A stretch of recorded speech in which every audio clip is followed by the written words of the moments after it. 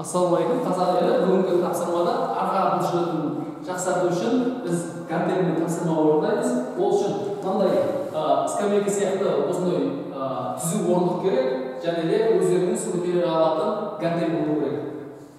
Енді спортпен шұғылданған кезде жалпы күшке және форманы ұстау үшін орындайтын болсаңыздар, сіз 20-15 подходтан істесеңіз болады. Ал бірақтан да масса жинайтын болсаңыз 8 пен 12-ның арасында көтересіздер, және де ауыр әрең көтеретін салмақтар болу керек. Әрең көтергенде бірақ былай лақтырудың қажеті жоқ. Сіз темірді контроль етіңізге, темір сізді контроль етпесін. Ал енді тапсырманы бастаймыз. Бір аяғымызды былай қойымыз, бір қолымызды былай қойымыз. Аяғымыз бен қолымыз упор ретінде тұрады, ал тапсырма орындайтын жаттығу жасайтын қолымыз мына ретте тұрады. Сол сияқты аяғымыз да жерге тіреліп тұрады. Сол кезде былай түзу созыламыз, көбірек созыламыз, көбірек көтере аламыз. Ал біздің бір шетіміз бізді қолдап ұстап тұрады. Ал енді тапсырма бастайық. Демалуды дұрыс демалу керек. Біз көтерген кезде ауа сыртқа шығады, түсірген кезде ауа ішке тартады.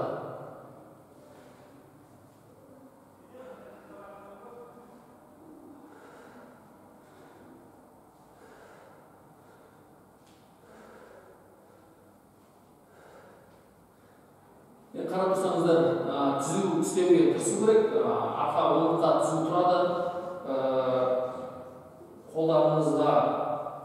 Қолдарыңыз міне ешқайда жатпайсыз.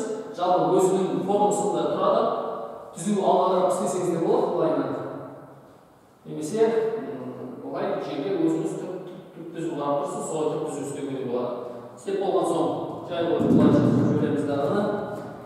Екінші бетте, екінші подход. Мына екінші подход деп, екінші қолға істейміз. Екінші қолға да дәл солай 10 шақты рет істейсіздер. Түзу тұрады былай. Қолдарымыз көтереміз.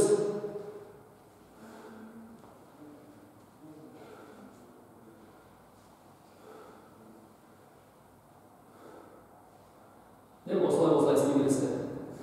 Осымен көргендеріңіз үшін рахмет. Бүгінгі жаттығу аяқталды. Бұл жаттығу арқаның бұлшықеттеріне арналған.